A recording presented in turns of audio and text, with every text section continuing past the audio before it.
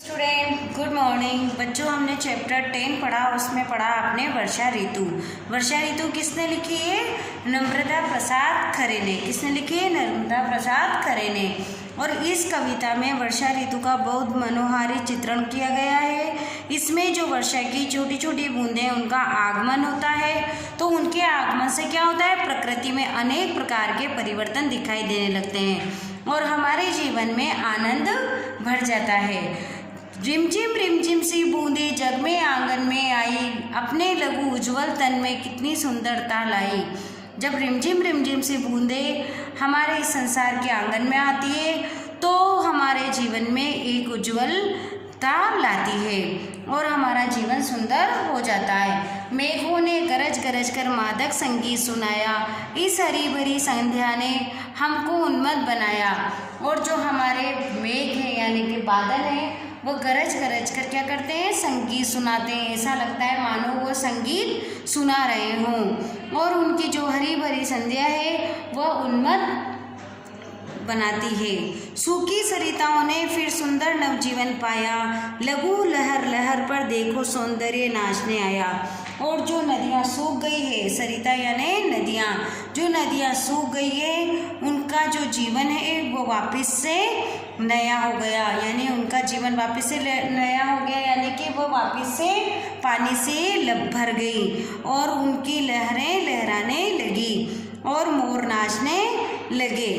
One उपवन पनप गए सब, कितने नवंकुर आए, पीले पीले पलवल फिर से हरियाली छाई। और जितने भी वन थे, जंगल थे, वो वापस से क्या हो गए? हरे भरे हो गए और जगह जगह नए अंकुर आ गए, नए पौधे आ गए और फिर से नए नए पीले पीले फूल खिल गए और सभी जगह क्या हो गई? हरियाली छा गई। वन में मयूर नाचने लगे और वन जो है यानी कि जंगल है उसमें मोर नाचने लगे, हंस हंस आनंद मनाने लगे। उनकी छवि देख रही नभ में घनघोर घटाएं और ऐसी छवि हो रही है कि जो बादल हैं वह भी खुले आसमान में, मोर देखता है ना खुले आसमान में जब मोर नाचते हैं तो बादल ऐसे घनघोर हो जाते हैं, वर्षा आती रहती है, मोर नाचते रहते हैं। तो इस पैराग्राफ में बताया है कि वन में मयूर नाचे, हंस हंस आनंद मनाए, उनकी छवि देख रही है वन में घोर घटाएं और घनघोर घटाएं भी इस दृश्य को देख रही है।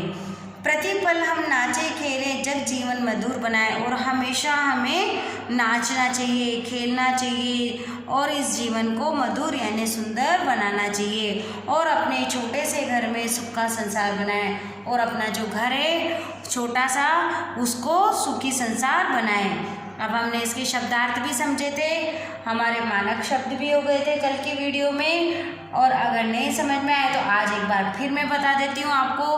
हर चैप्टर को, हर चीज़ को मैं 2 या 3 बार कराती हूँ बच्चों। आपको भी इसी तरीके से दौरान करना चाहिए ताकि एग्ज़ाम में हमें कोई परेशानी नहीं आए। साथ के साथ क्वेश्चन आंसर शब्दार्थ लर्न करने की हमें आदत होनी चाहिए।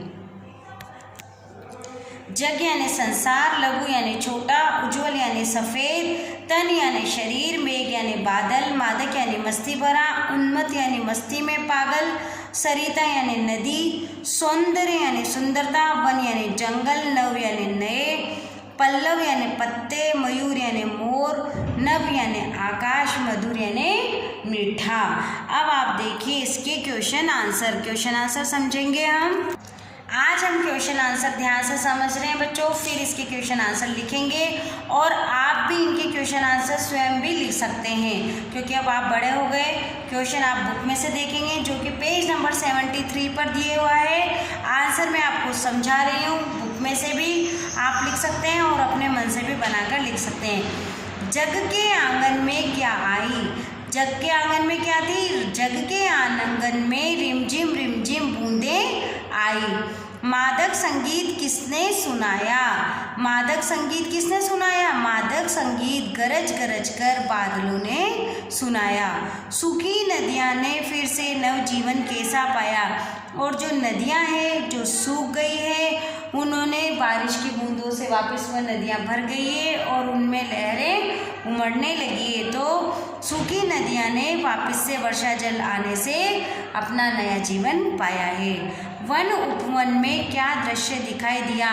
वन और उपवन में क्या दृश्य दिखाई दिया? वन और उपवन में नए नए अंकुर निकल आए हैं और जो पत्ते थे वह पीले पीले जो पत्ते थे वह वापस से हरे भरे हो गए हैं।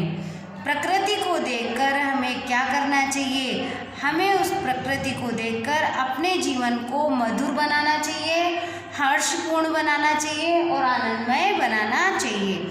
हमें सुख का संसार कहाँ बसाना चाहिए? हमें सुख का संसार अपने छोटे से घर में ही बसाना चाहिए। तो बच्चों ये थे आपके लिखित क्वेश्चन आंसर।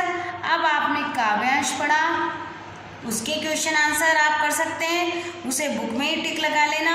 अगर आप चाहें तो क्वेश्चन आंसर कॉपी में भी कर सकते हैं और चाहे तो आप बुक में भी कर सकते हैं। बस हमें कहीं से भी कोई भी प्रश्न पूछा जाए, हमें उसका आंसर याद होना चाहिए और लिखना आना चाहिए। मेघों ने क्या सुनाया? मेघों ने मादक संगीत सुनाया। संध्या कैसी है? संध्या हरी भरी है। संध्या हमें कैसा बना रही है? संध्या हमें उन्मत्त बना रही है। तो बच्चों ये हो गया आपका। आपको मैंने कल की वीडियो में होमवर्क दिया था कि जो पेज नंबर 73 या 74 पर रिक्त स्थान के रूप में कविता दी है वो आपको फिल करनी थी। आपने फिल करी होगी तो देखिए आप। रिमझिम सी बूंदें जग के आंगन में आई, अपने लघु उज्ज्वल तन में कितनी सुंदरता लाई। जैसे मैंने आपके सामने ये एक पैराग्राफ फिल कर रखा है, इसी तरह से आपको पेज नंबर 73 और 74 में मैंने कल होमवर्क दिया था कि आप भी इसे ऐसे फिल करेंगे। आपने जो ये फिल करी है उसे आप अपनी कविता में से मैच करेंगे। और बच्चों हमने कल जो अभ्यास कार्य किया था कल की वीडियो में वो भी आपने कर लिया होगा। तो आप जब एक बार वापस से हम दोहरान करेंगे तो आप अपनी बुक में से ये सब मिला लेंगे। कल की वीडियो में हम अपने क्या है क्वेश्चन आंसर करेंगे। क्या करेंगे? हम क्वेश्चन आंसर करेंगे जो कि आज मैंने आपको समझाए हैं, पढ़ के बताए हैं, हम उसको कल लिखकर समझेंगे। तो आज इतना ही काफ़ी है, जितना कराया आप उतना लर्न करेंगे। Thank you.